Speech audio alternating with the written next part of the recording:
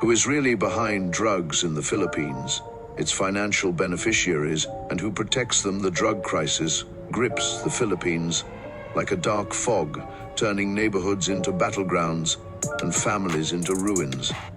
Every day you hear stories of lives shattered by addiction and violence.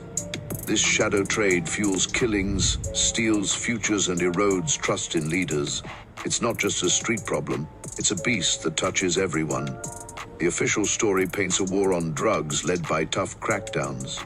Yet, whispers and reports point to bigger hands pulling strings. Who is really behind drugs in the Philippines? Evidence shows deep ties to power players. This gap between what we hear and what's true demands a closer look. In this piece, we'll peel back layers on the real operators, the cash winners, and those who shield them. You'll see how money flows and why change feels slow. Stick around. We're chasing facts to light the way forward. The Philippine Drug Enforcement Agency, PDEA, reported that in the first quarter of 2025, law enforcement agencies confiscated illegal drugs worth approximately PHP 6.9 billion through more than 10,000 anti-drug operations, resulting in the arrest of nearly 13,500 individuals suspected of drug-related offenses. Over the past 5 years, more than 183,000 drug operations have been conducted, leading to the seizure of substantial quantities of methamphetamine, shabu, marijuana, ecstasy, and cocaine. Metro Manila remains the primary target area for drug syndicates, followed by Central Luzon, Calabarzon, Zamboanga Peninsula, and Bangsamoro Autonomous Region in Muslim Mindanao. The drug trade in the Philippines is a complex issue with multiple layers. The financial benefits from drug trafficking largely go to the traffickers and syndicates operating within the country, but the operation is deeply embedded with corruption, involving some law enforcement and government officials who benefit from bribery and protection schemes. The illicit drug trade generates billions in profits, with money laundering playing a significant role through casinos, real estate, shell companies, and informal money transfer systems. The drug problem is deeply rooted in socioeconomic factors such as poverty and unemployment, as well as governance issues, including corruption in law enforcement and the judicial system. The wide and porous geography of the Philippines, with vast coastlines and remote areas, also facilitates drug trafficking operations. There is evidence of local networks running the drug trade, but it is not clearly attributed to a foreign hand controlling the drug web, although international drug syndicates may be involved in some cross-border trafficking aspect. The so-called war on drugs in the Philippines has involved intense and often violent law enforcement operations, with accusations of state-sanctioned killings and human rights abuses mostly targeting the urban poor.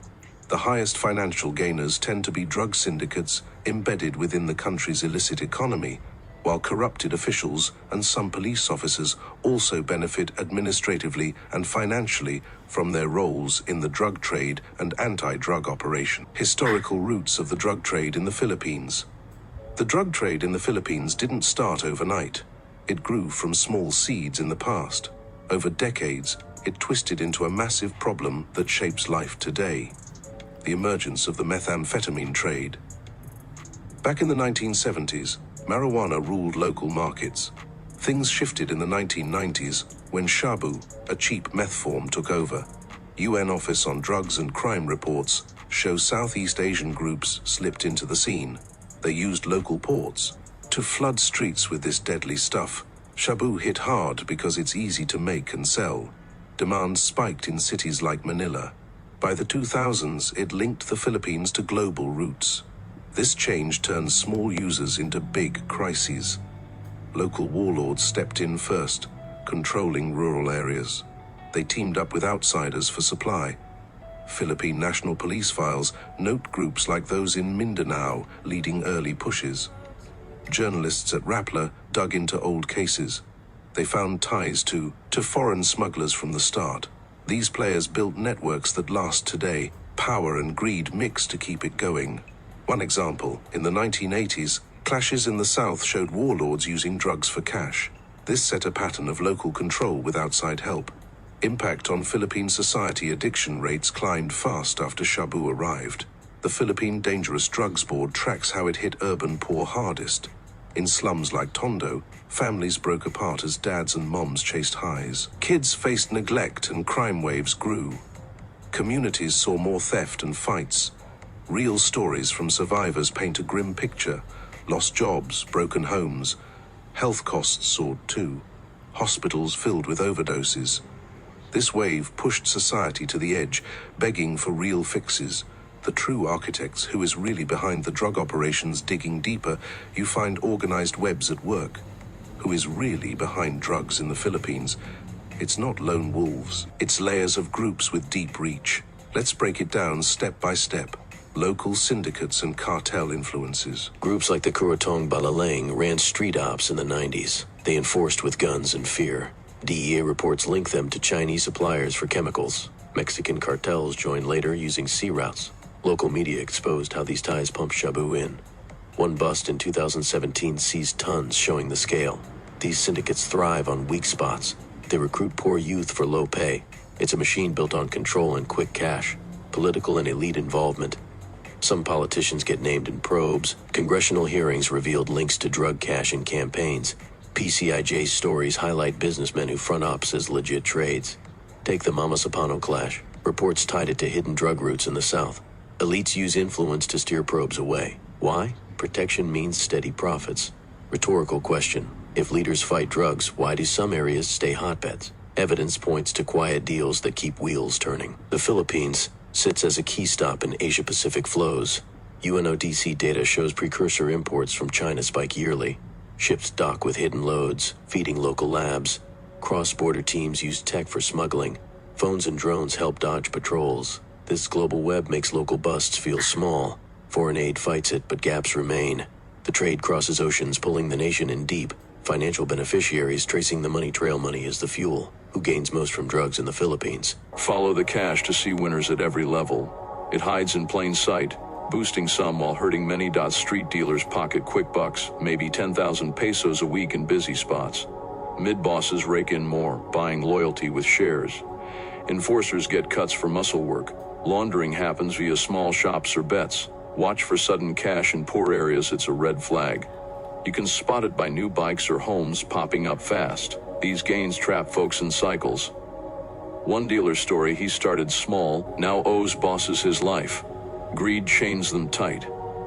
Elite gains and economic ripples, top figures wash money into real estate booms. Senate blue ribbon probes found luxury homes linked to drug cash. Businesses like construction hide flows too.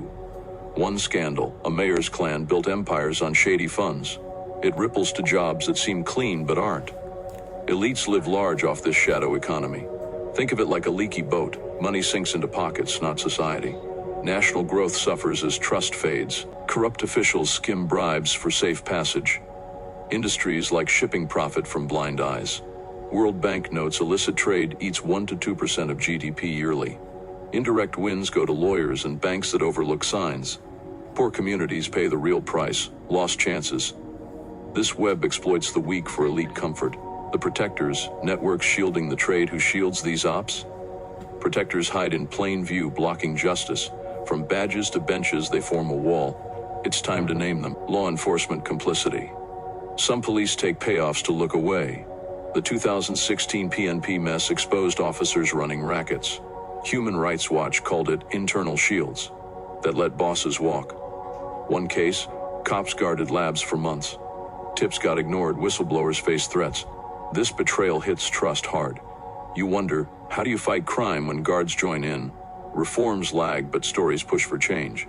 Political patronage, big names offer cover through votes and pull. Duterte-era killings sparked amnesty probes into who escaped. Politicos shield kin in the trade. Examples abound. Mayors block raids on friends. Citizens can report via hotlines, but stay safe. Use NGOs like those from the church. Patronage acts like a family tie, hard to break. It breeds a culture where rules bend for cash, judicial and international barriers. Courts drag cases for years, letting suspects flee. ICC looks at drug policies, noting delays that protect. Foreign spots like Cambodia hide bosses. Prosecutions stall on lost files or bribes. Global pacts help, but enforcement varies. This setup keeps the trade alive, challenges and paths forward in combating the drug crisis. The fight isn't over. Hurdles remain, but steps ahead offer hope. Who protects drug lords in the Philippines? Breaking those ties starts with us. Let's see solutions, ongoing investigations and reforms. The PDEA leads busts that hit hard. 2022 raid nabbed 500 kilos of shabu, big win. Dangerous Drugs Board pushes rehab over jails. Reforms include better training for cops. Tech like drones aids tracking. These moves build on past lessons. Success stories from Cebu show communities healing. It's proof that steady work pays off. Community recommendations. Fight back with these tips. 1. Join local watches to spot odd cash flows. Report to trusted groups. 2. Back NGOs like Pathways for Anti-Drug Education in schools. 3.